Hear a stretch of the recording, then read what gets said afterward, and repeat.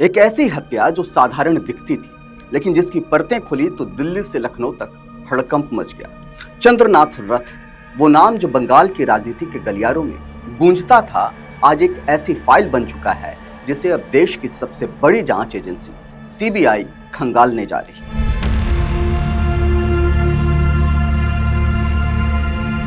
इस कत्ल की पटकथा बंगाल में लिखी गई, लेकिन इसके शूटर उत्तर प्रदेश के बलिया में मिले और चौंकाने वाला मोड़ तब आया जब कत्ल के बाद अयोध्या कनेक्शन सामने आ गया। आखिर चंद्रनाथ रथ को क्यों मारा गया, किन लोगों ने उनका शिकार किया, क्या शूटर बंगाल के बाहर के थे, क्यों अब इस हाई प्रोफाइल मर्डर की जांच सीबीआई को सौंपी गई, और सबसे बड़ा सवाल कि क्या शुभेंदु अधिकारी को बंगाल पुलिस पर भरोसा नहीं है।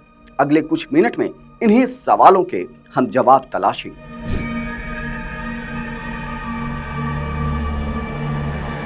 जब बंगाल के सियासी गलियारों में हलचल तेज थी, तभी खबर आई कि शुभेंदु अधिकारी के पीए चंद्रनाथ रथ को संदिग्ध परिस्थितियों में हत्या कर दी गई। शुरुआती जांच में इसे आपसी रंजिश माना गया, लेकिन जैसे जैसे पुलिस आगे बढ़ी, सबूतों के तार उलझते चले गए। हम इस वारदात की एक एक कड़ी सुलझाएंगे, लेकिन उसके पहले इस वारदात की विस्तार से जानकारी दे देते हैं। 6 मई की रात के करीब 10:30 बजे थे। कोलकाता के करीब मध्यम ग्राम का दोहरिया इलाका, एक सफेद स्कॉर्पियो गाड़ी अपनी रफ्तार में थी, लेकिन उसे नहीं पता था कि मोटरसाइकिल पर सवार कुछ लोग उसका पीछा कर रहे हैं। अचानक एक गाड़ी रास्ता रोकती है, गोलियां चलती हैं और बंगाल की राजनीति का एक अहम चेहरा, शुभेंदु अधिकारी का दाहिना हाथ माने जाने वाले चंद्रनाथ रथ खून से लथपथ हो जाते हैं। उन्हें आनन फानन में अस्पताल ले जाया जाता है, लेकिन उन्हें ब्रॉड डेड करार दिया जाता है। इस वारदात को बंगाल नतीजे के करीब 38 घंटे के भीतर ही अंजाम दिया गया। अब जरा ठहरिए, इस पूरी कहानी में सबसे बड़ा मोड़ तब आया जब यूपी पुलिस और एसटीएफ ने बलिया से राज सिंह को उठाया।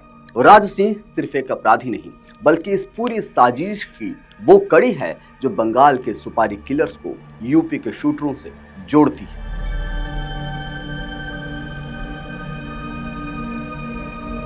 राज सिंह को कोलकाता पुलिस ने अयोध्या बस्ती हाईवे से हिरासत में लिया था। उसके साथ बिहार के बक्सर से मयंक राज मिश्रा और विक्की मौर्य को भी गिरफ्तार किया गया। 3 राज्यों में फैली इस कार्रवाई के बाद मामला अब राजनीतिक रंग भी पकड़ता दिखाई दे रहा है। विपक्ष के कई नेताओं ने राज की गिरफ्तारी के बाद उसके भाजपा नेताओं के साथ फोटो अपने सोशल मीडिया पर शेयर किया है।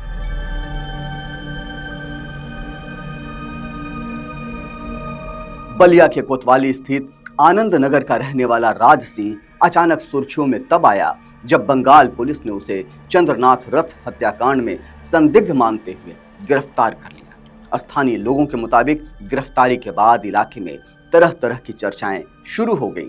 कुछ लोग इसे बड़ी साजिश बता रहे हैं, तो कुछ का मानना है कि पुलिस के पास ठोस इनपुट होने के बाद ही इतनी बड़ी कार्रवाई की गई हो। हालांकि राज सिंह का परिवार लगातार उसे निर्दोष बता रहा है। जांच में पता चला है कि हत्या के बाद आरोपियों ने छिपने के लिए अयोध्या का अपना ठिकाना बनाया। धर्म की नगरी में कत्ल के गुनहगारों ने शरण ली, और ये सबसे ज्यादा चौंकाने वाला है।